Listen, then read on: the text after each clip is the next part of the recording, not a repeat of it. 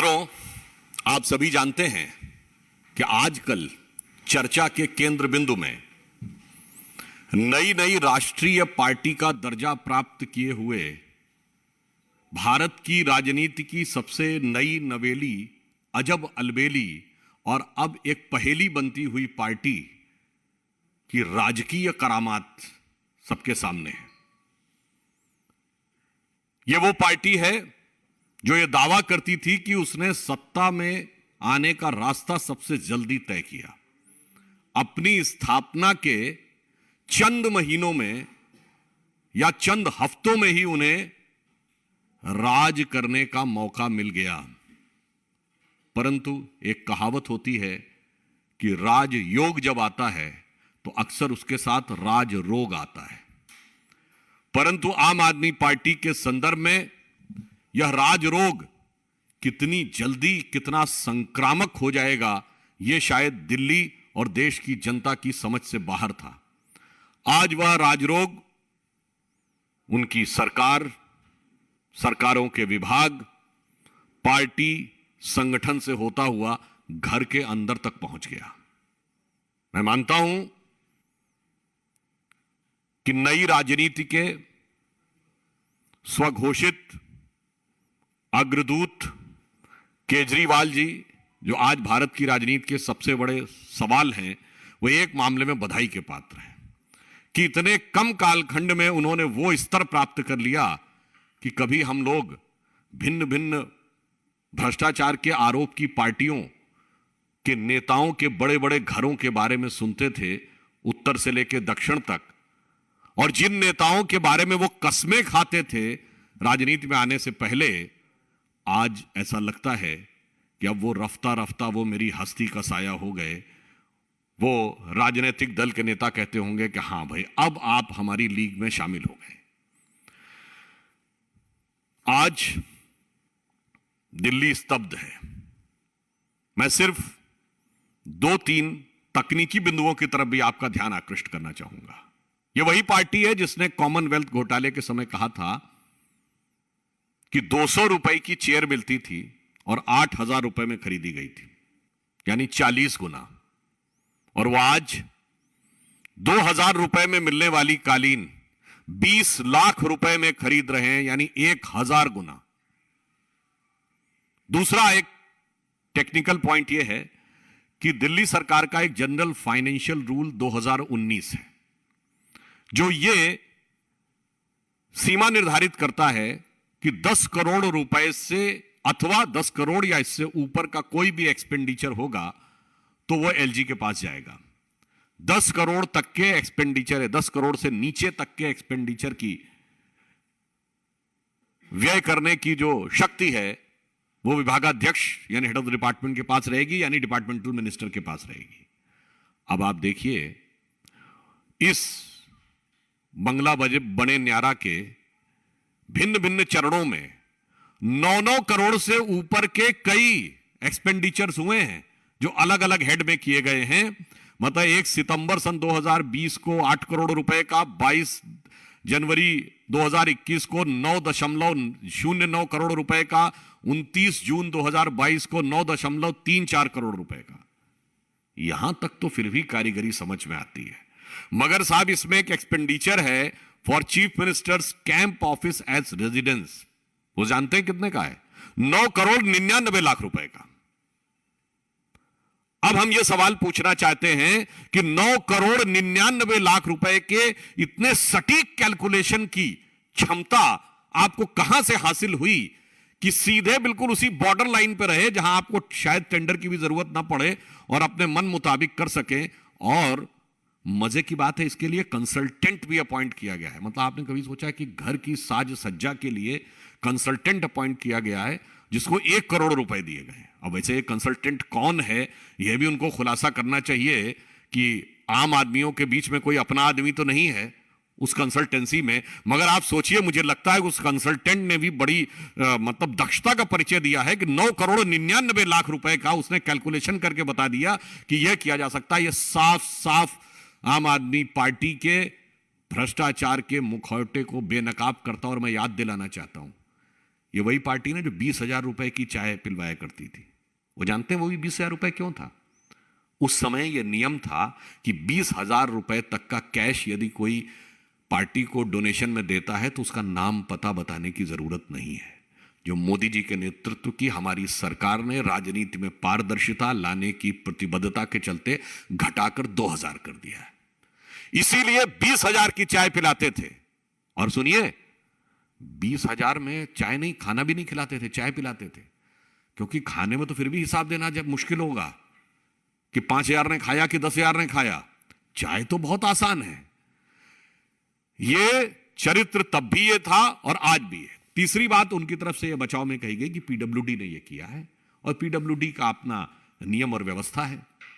तो हम सिर्फ यह पूछना चाहते हैं कि पीडब्ल्यूडी की, जहां तक हम लोगों की जानकारी है, एस्टैब्लिश गाइडलाइंस के अनुसार जो फ्लोरिंग होती है या तो वुडन फ्लोरिंग होती है या जो एक नॉर्मल इंडियन मार्बल अवेलेबल होता है वो होती है। अब वो दिल्ली सरकार का वह रूल या क्लॉज कोट करके बताएं जिसमें पीडब्ल्यूडी को इंपोर्टेड सुपर एक्सक्लूसिव मार्बल लगाने का अधिकार था और बगैर इनकी अनुमति के किया गया था।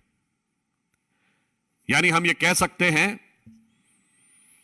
कि ये 3 बिंदु, फाइनेंशियल रूल का पालन नहीं करना, 1,000 गुना कीमत की कालीन लेना, 1 करोड़ रुपए का कंसल्टेंट और 9 करोड़ 99 लाख रुपए की कैलकुलेशन, इसका उन्हें जवाब देना चाहिए। मजाक में कभी कभी कहा जाता था ना, अरे साहब जब नवाब साहब का महल बनेगा ना तो अरे छोटा मोटा काम करने वाले भी लखपति हो जाएंगे। आज तो लगता है कि अगर 1 करोड़ का पर्दा है, करोड़ों की टाइल्स है, तो टाइल्स लगाने वाले भी करोड़पति हो गए, पर्दे वाले भी करोड़पति हो गए, पंखे भी लाखों के लग गए। ये मान्यवर, ये कौन सी हवा आपको लगी कि लाखों रुपए के पंखे की ही हवा आपको चाहिए थी? और ये कौन सा पर्दा था 1 करोड़ रुपए के? ये कौन से पर्दे को छुपाना चाहते थे? यह बात सबके सामने होनी चाहिए। और एक बात मैं गंभीरता से कहना चाहूंगा, दिल्ली की जनता ने इनके द्वारा किए गए दावों को लेकर एक विश्वास किया। आज दिल्ली की जनता अपने को छला हुआ, ठगा हुआ महसूस कर रही है।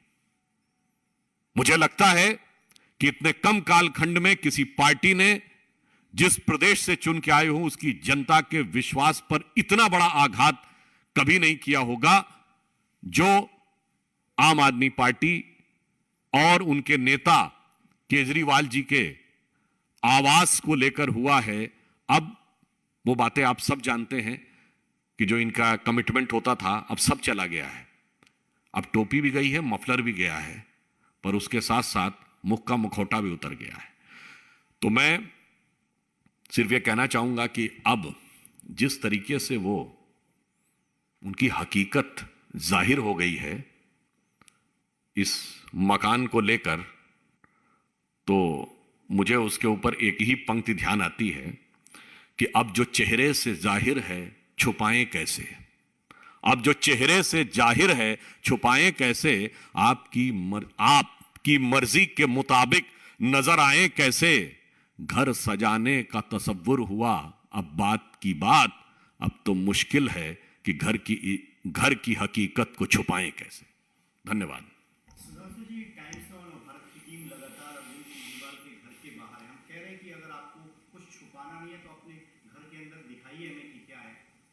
सवाल इंपॉर्टेंट ये है कि क्या आपको लगता है कि पहले ये नैतिकता का मामला था, अब इसमें भ्रष्टाचार का मामला भी है, क्योंकि जो टेंडर किए गए वो जानबूझकर 10 करोड़ के नीचे। देखिए, ये बिल्कुल स्पष्ट रूप से ब्लेटेंट करप्शन का मामला है।